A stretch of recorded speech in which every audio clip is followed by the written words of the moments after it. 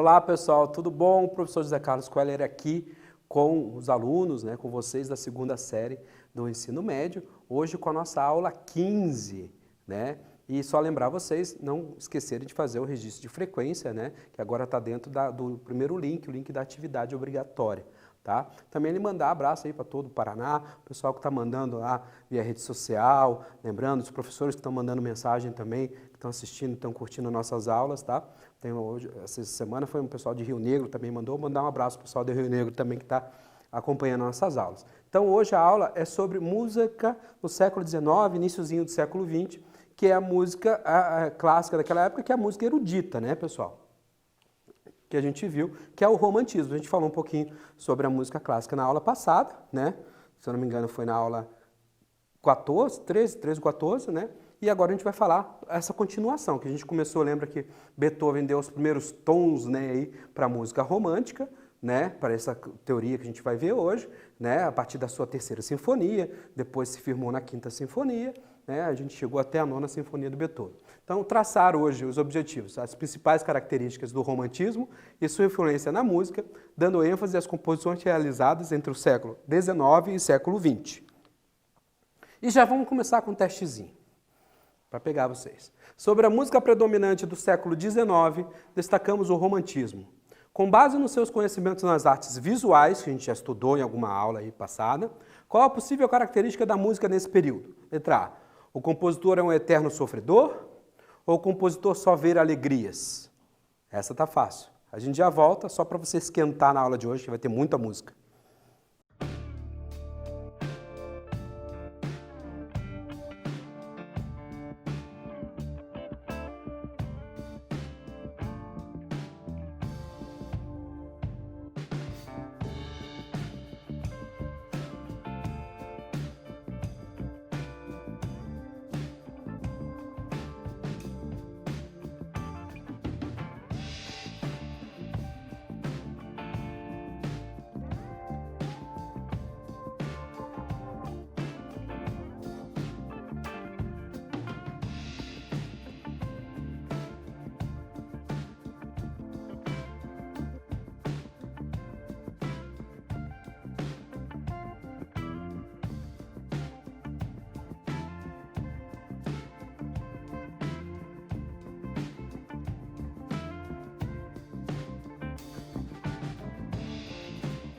Voltamos aqui, meus queridos, e olha lá, sobre a música predominante do século XIX, destacamos, lógico, É o compositor é um eterno sofredor, porque vai falar todos os sentimentos que a gente tinha naquele período, Toda aquela emoção, muito baseada em literatura, Que a gente sabe que o movimento do romantismo, ele foi baseado e começou com a literatura, Então, é um compositor que é um eterno sofredor. Como a gente diz na própria literatura, ele é um lacrimoso perene, Então, vamos continuar aqui. Contexto histórico. O movimento romântico constituiu uma reação contra o racionalismo do classicismo. Lembra daquela forma que a gente até parecia, quando a gente estudou Haydn, a gente falou até que parecia que as composições eram muito parecidas, Aquela formativa muito clássica, Opondo a universalidade dos clássicos com individualismo e subjetivismo. É o que a gente vai ver aqui, o individualismo e o subjetivismo.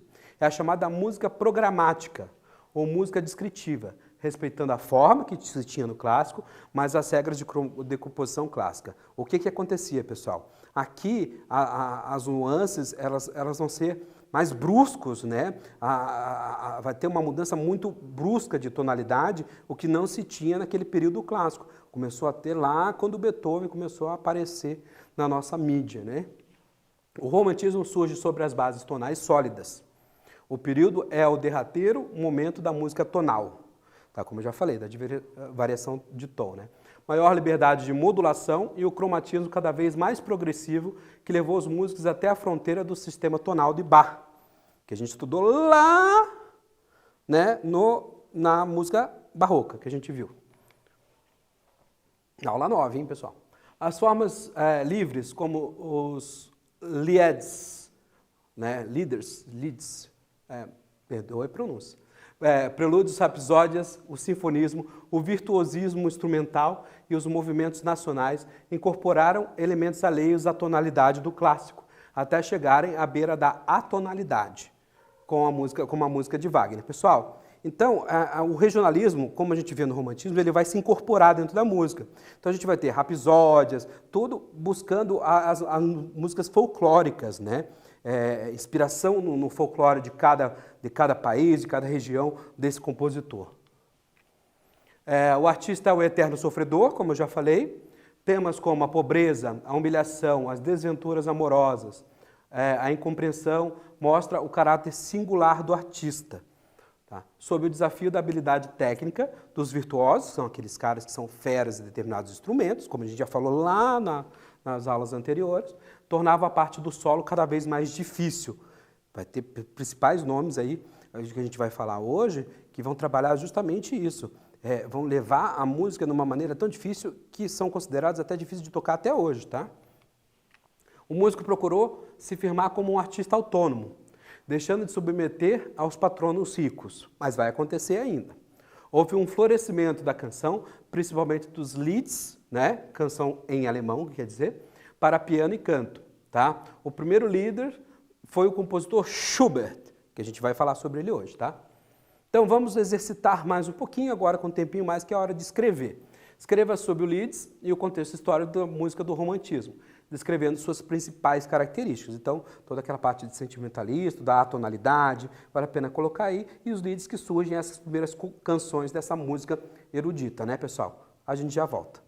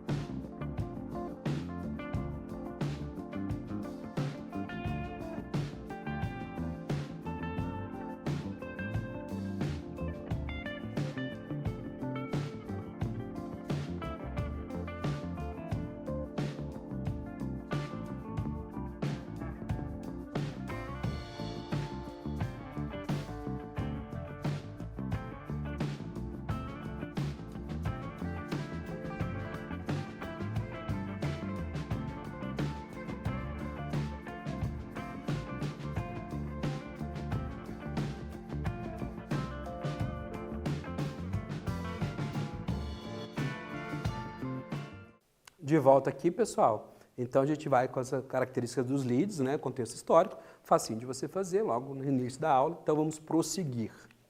Óperas no romantismo, e existia bastante, hein? A ópera mais famosa hoje em dia são as românticas, tá? Os grandes compositores lembra que começou a ópera lá no Barroco, Monteverdi, né? Os estilos foram italianos, o Verdi e o Rossini, e na Alemanha o Wagner, né, que vai criar características diferenciadas ali na sua ópera. No Brasil destaca-se o Antônio Carlos Gomes, com a sua ópera O Guarani, que foi, né, estreou lá em Milão, né, numa ópera que muitos compositores não conseguiam entrar, que era uma ópera que só entrava Verdi. E ele conseguiu entrar, e uma obra que você vai ver, você vai conhecer, todo brasileiro conhece, né? Mas você vai perceber que ela tem, se você escutar uma boa parte, ela tem muitas características do nosso folclore. E ela reproduz o próprio livro Guarani do José de Alencar. A concepção do Guarani contra os amoréis, um amor entre uma moça e um índio, né? É bem bacana isso. Então vamos ver um pouquinho, um trechinho para vocês.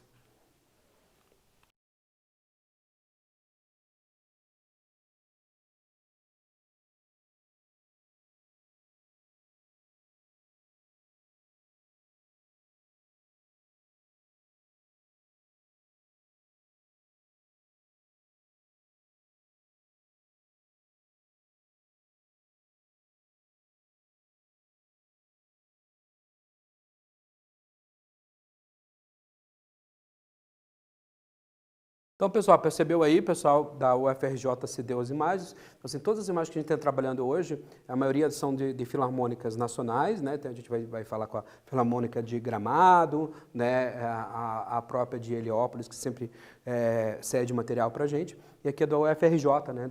Da Sinfonia de lá. E vamos falar agora um pouquinho mais dos compositores românticos, né? Fora do Brasil, né? A gente citou ali o Carlos Gomes. Então, a gente vai começar com Chopin. Né, para os leigos, Chopin, né, não sei quem falou isso uma vez para mim. Frédéric Chopin, né, ele é de 1810 e faleceu em 1849, dali, Caveirinha. Em 1826 foi estudar no Conservatório de Varsóvia, foi exilada pela Revolução para Viena, posteriormente foi morar em Paris. Teve 219 composições, 6 concertos, 6 músicas para piano, 5 para outros instrumentos, 14 canções, obra sofisticadamente elaborada. Em 1831 ele conhece o Liszt, que a gente vai ver. O bacana do Chopin é que ele sempre foi uma pessoa meio doente, né? Então, sempre ligado à doença, tudo. E ele começou a tocar, e os seus dedos eram bem alongados, tudo. E como ele tinha uma saúde frágil, né, falava que ele não tocava muito agudo, muito grave, né, que se fala, né, e ele tocava baixinho. E ele tocava muito baixo, que ele se especializou no famoso pianissimo, né, que é aquela tocada bem baixinha.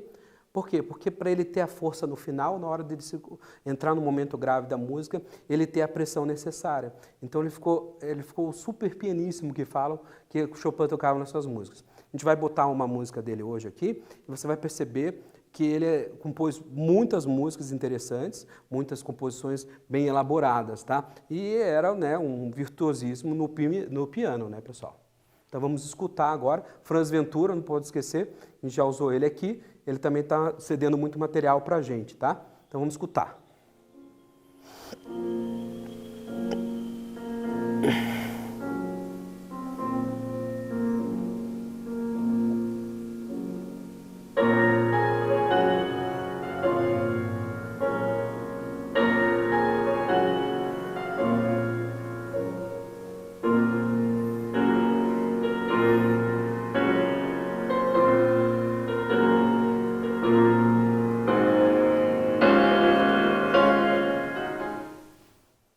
Então, pessoal, viram aí só um trechinho, todo mundo conhece a Marcha Fúnebre, tocada em diversas cenas de filme, em diversos lugares até hoje, né? Só uma musiquinha dele, era de 1837, tá? Vamos exercitar. Escreva sobre Chopin, suas características, você pode falar do pianíssimo lá, tudo, influências e cite pelo menos uma composição dele, acabei de falar. A gente já volta, tempinhos bem curtinho para você fazer, a gente já volta.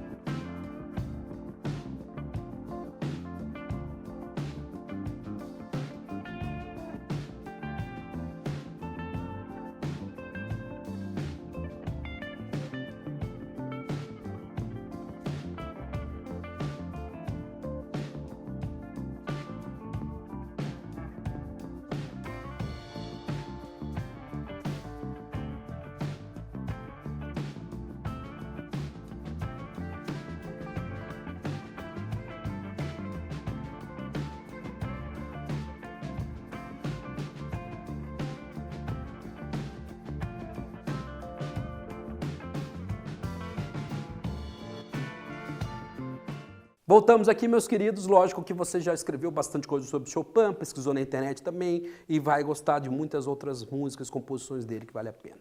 Então vamos lá falar agora do Franz Liszt, a gente citou, né, que ele conheceu o Liszt em 31. O Liszt, cara, ele era o cara do piano avançado. As composições de Liszt eram tão difíceis que muita gente não conseguia fazer. E ele foi o primeiro cara, né, que o famoso recital, né, surgiu com ele. Por quê? Porque antigamente o pessoal ia para as óperas para ver toda a orquestra tocando tudo. Ele não, ele começou a fazer os recitais, né? As pessoas iam para ver o show do piano. Ele foi um dos primeiros caras a tocar sem a partitura, que na época parecia até ser uma ofensa, né? O cara ia tocar, vou tocar Bach, por exemplo, e não levar a partitura. Ele pegava, ele modificava, ele deixava até mais difícil, né? O bacana dele é que ele pegou muitas composições de outras pessoas que não eram virtuosas nessa área do piano e deixou e testou para muitos outros compositores. Foi o primeiro pianista mais avançado da sua época. Em 1840, ele foi considerado o maior de todos os tempos, foi professor e maestro, conceitou o recital de piano, como eu falei, né? Composições difíceis, e o primeiro a tocar de memória, né? Como eu falei aqui também, que deu um susto pro pessoal no início, né?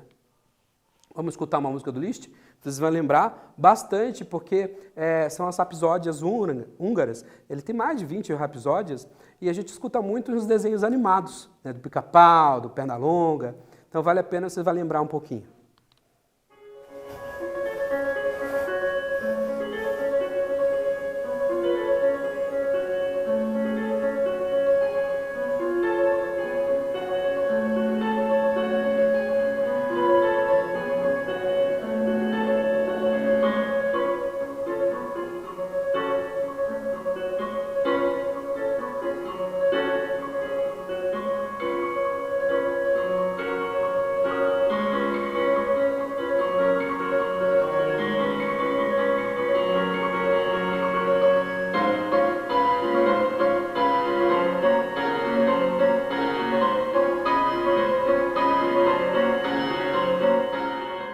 Então percebe aí que é bem difícil de tocar, né, gente? Mas é bem divertida também.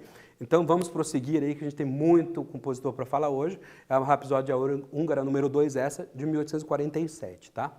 O Richard Wagner. Esse cara aqui, pessoal, ele reinventou a ópera como um drama musical. Fez a obra de arte total, combinando poesia, drama, música, canção e pintura. Escreveu textos e músicas dos seus dramas musicais, supervisionando a montagem do espetáculo, como seu próprio diretor e regente. Ele criou o termo leitmotiv, que é o motivo condutor, que a gente vai ver um pouquinho disso aí. O engraçado dele é que ele teve polêmica, né, pessoal? Diz que ele era o grande compositor ali, que era contra os judeus, tudo, e aí ele teve essa polêmica na vida dele, porque ele era alemão. O próprio Hitler considerou a música de Wagner a referência, né? A gente vai falar de Strauss, que também trabalhou para o Reich, né, para o Terceiro Reich, que é o Terceiro Império Alemão. Mas o leitmotiv, pessoal, é aquela música de entrada. Hoje em dia é muito utilizado em filme. Quem gosta de Star Wars vai lembrar a música do Darth Vader lá, né? Então, cada momento da ópera que aparecia um personagem ou alguma coisa, era tocado esse motivo condutor de novo. Então ele introduziu isso nas óperas que hoje a gente usa muito no cinema, né? A música do Superman, né? São aquelas músicas, vai entrar o Superman e aparece a musiquinha, vai entrar o Darth Vader. Então é isso que vale a pena colocar, e depois até o Bizet e outros compositores vão começar a usar esse leitmotiv, né, como característica, hein, pessoal? Então vamos escutar agora a Cavalgada das Valquírias, que ela tem essa característica do leitmotiv. A gente já volta, vamos deixar você escutar um pouquinho.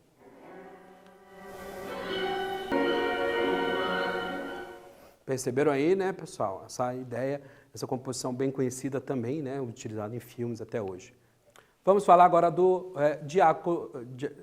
o Rossini, né, porque o nome ali Gioachino, né, Rossini. 1792 a 1868, foi o maior compositor de óperas entre as décadas de 1810 e 1830. Suas óperas eram cômicas, exalam inventibilidade, alegria, enquanto as óperas mais sérias dele têm grande beleza melódica e soberba escrita, tanto para vozes quanto para orquestra. Pessoal, Beethoven chegou a falar para ele, uma vez que era para ele desistir das óperas sérias, que são muito boas, mas para investir nessas cômicas, porque ele tinha essa característica única que valia a pena, né? E a gente vai conhecer uma aqui que você já ouviu, mas não sabia que era de Rossini.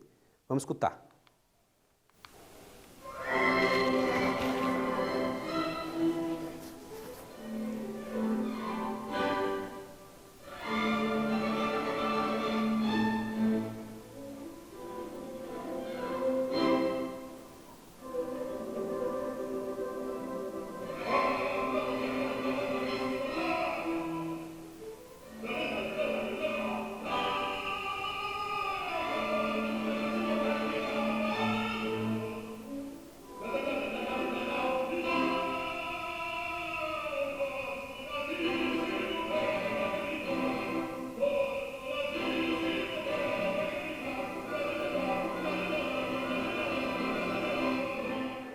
Lembra dessa música que a gente vai usar no exercício no final da aula, né?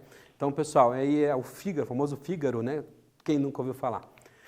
Então, vamos lá, exercício, quiz para vocês. Respondendo ao quiz, em 1840 foi considerado o maior de todos os tempos. Foi professor, maestro, conceituou o recital de piano, fez composições extremamente difíceis. Estamos falando de Franz Liszt, Richard Wagner ou Gioachino Rossini.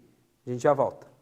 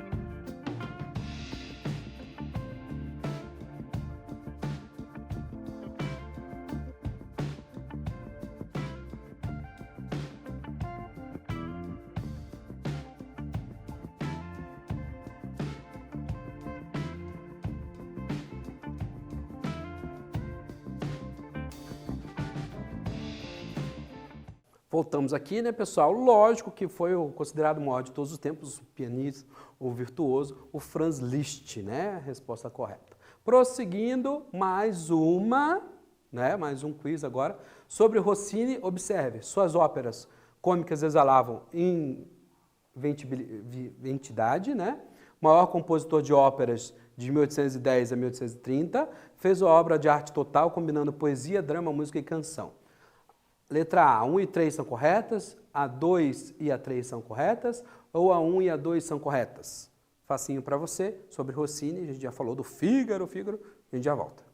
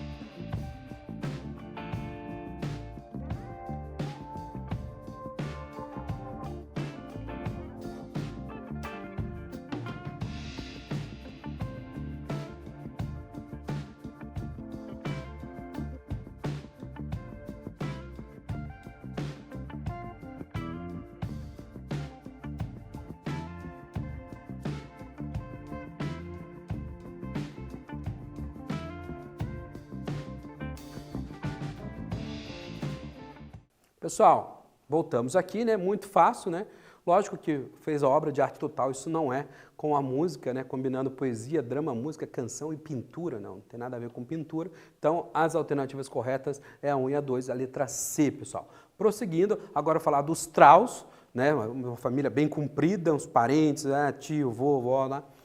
Ele começou compondo poemas, ele é um dos mais recentes que a gente tem aqui, e a gente vai falar que ele, lembra que a gente comentou que ele participou do Terceiro Reich, né? Ele chegou a ser um ministro de música, e depois, por causa de um amigo judeu, ele acabou saindo dessa composição do governo de Hitler e tudo. 1864 a 1949, começou compondo poemas sinfônicos e ensinou como o maior compositor de óperas da época. Atravessou os últimos dias do Império Austríaco, e o período da Alemanha nazista. Suas óperas eram centradas em um personagem feminino não passivo, tá, pessoal? A gente vai ver em Carmen isso, no Bizet, mas aqui nele a gente vai também isso.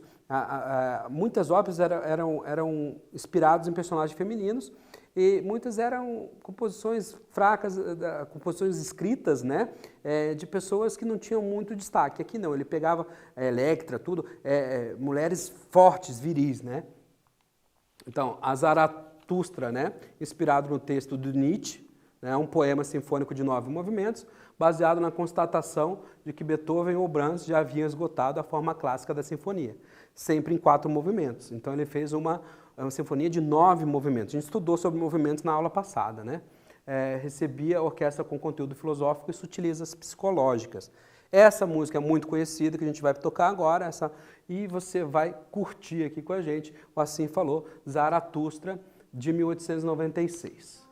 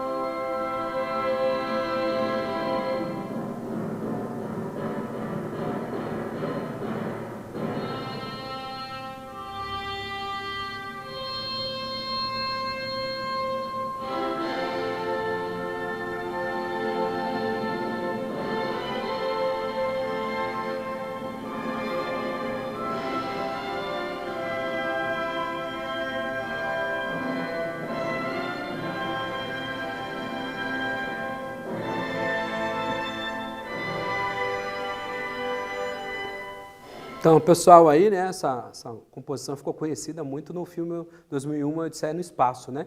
E presta atenção nela que vai cair na última atividade de hoje, tá? Então, vamos lá, teste. O trecho inicial, intitulado Sunrise, se tornou conhecido após seu uso no filme de Stanley Kubrick, em 1968, 2001, Odisseia no Espaço, como a gente falou. Estamos falando de qual composição? Rapsódia Húngara, de Franz Liszt, Zaratustra, de Richard Strauss, né? Cavalgada das Valquírias do Wagner, do Richard Wagner.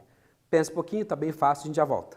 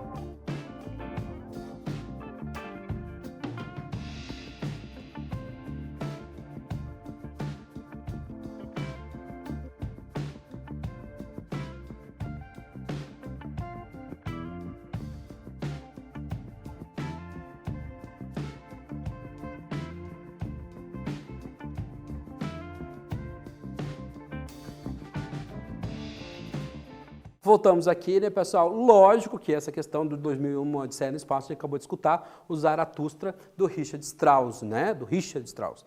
Então vamos continuando aqui. Alternativa B. Vamos falar do Franz Schubert. Lembra que a gente falou dos Lieds, né? E o grande compositor de Lieds, né? Se eu não me engano, ele viveu pouquinho, 31 anos.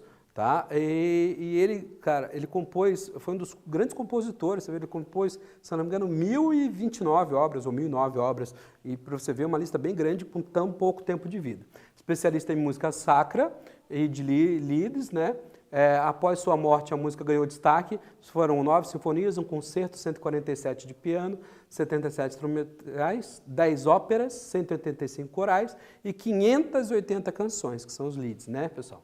Então vamos escutar a Ave Maria, que não é bem uma Ave Maria, né? Mas hoje a gente interpreta dessa maneira, tá, pessoal? Vamos lá?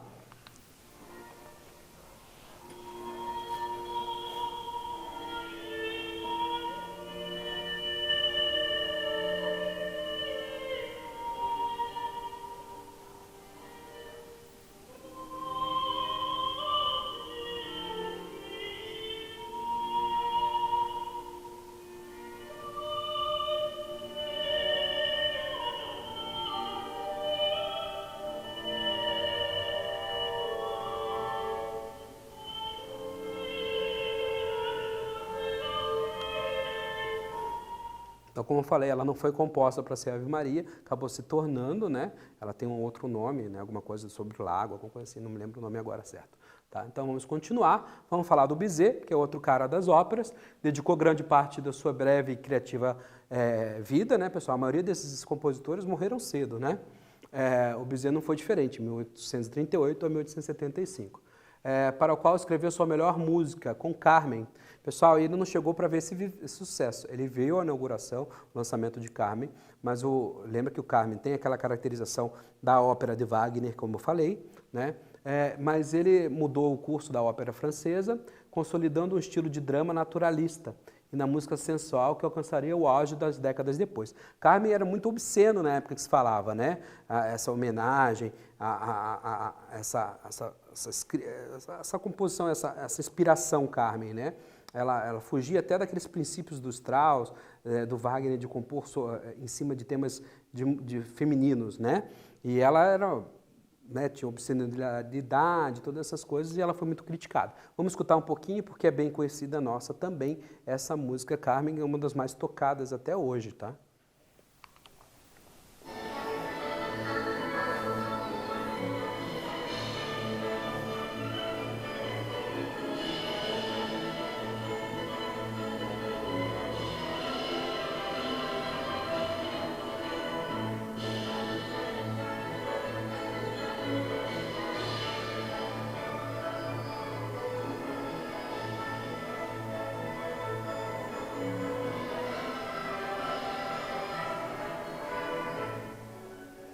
Então, vocês viram aí, né, bem humorada também, tudo bem agitado. Ela tem uma característica do folclore italiano, né, apesar dele ser francês, né, foi até criticado por isso na época. Vamos chegar agora no nosso último compositor de hoje, o Ilyich Tchaikovsky, né, transformou as influências no estilo original, música folclórica russa, com técnica europeia ocidental, nacionalismo particular, o bombástico com o belo e o assombroso. Pessoal, ele se tornou compositor tardiamente, né? Ele primeiro estudou direito, ele começou a trabalhar com isso, achou que não ia se dar bem. Depois dos 20 anos é que ele começou a se dedicar à música e aí a compor, né? Teve muitos problemas de cunho particulares, né? Mas ele também teve patrocínios, acabou sendo patrocinado no final da sua vida até por uma moça que não conheceu pessoalmente, mas ela era a sua mecenas, né? Vamos escutar um pouquinho do Tchaikovsky para a gente finalizar aqui. Então, é o autor dos mais famosos balés clássicos do mundo, músicas românticas e sentimentais como o Balé do Lago dos Cisnes, que todo mundo já ouviu falar, a Suíte Quebra-Nozes e a Valsa das Flores retratam a vida desse sensível músico. Compôs 159 obras, 47 orquestrais, 7 músicas de câmara, 31 para piano, 25 dramáticas e 49 músicas vocais. Vamos escutar o Lago dos Cisnes para vocês. A Valsa das Flores primeiro, 1892.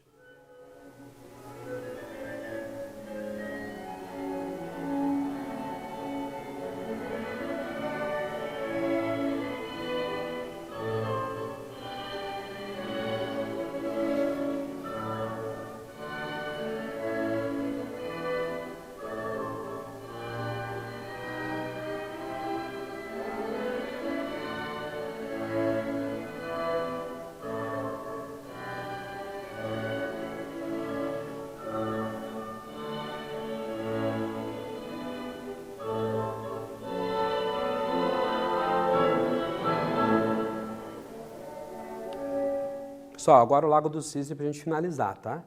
Vamos lá.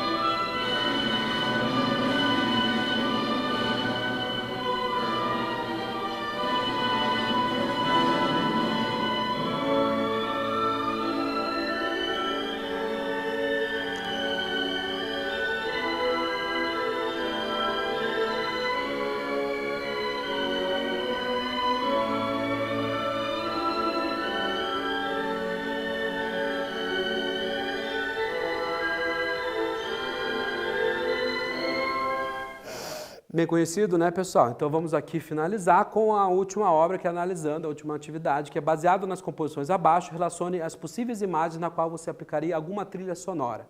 Dessas aqui, né? A Valsa das Flores do Tchaikovsky, que foi a primeira que a gente passou agora. Assim Falou Zaratustra, do Strauss, né? E o Barbeiro de Sevilha, que é do Fígaro, Fígaro, Fígaro. Eu vou passar as imagens, vou deixar vocês um tempinho pensando, né? Eu vou botar aqui a questão para você ler. Então tem aqui sabonetes, tem uma aqui do pica-pau fazendo a barba de alguém e tem aqui, né, um homem no espaço. Bem fácil, dei a dica, a gente já volta.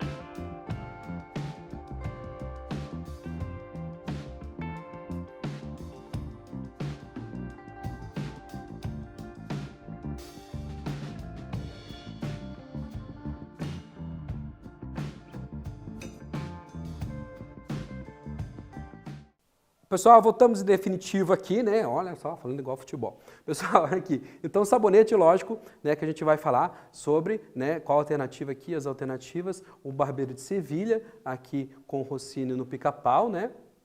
Aqui você tem, ó, o Tchaikovsky aqui no sabonete, né? E o Zaratustra ali no espaço, né? Então ficou A, C, D, as respostas bem fácil para vocês, bem fácil ilustrar. E o que a gente aprendeu hoje, né? Música, né, erudita, a famosa música romântica, né, do século XIX.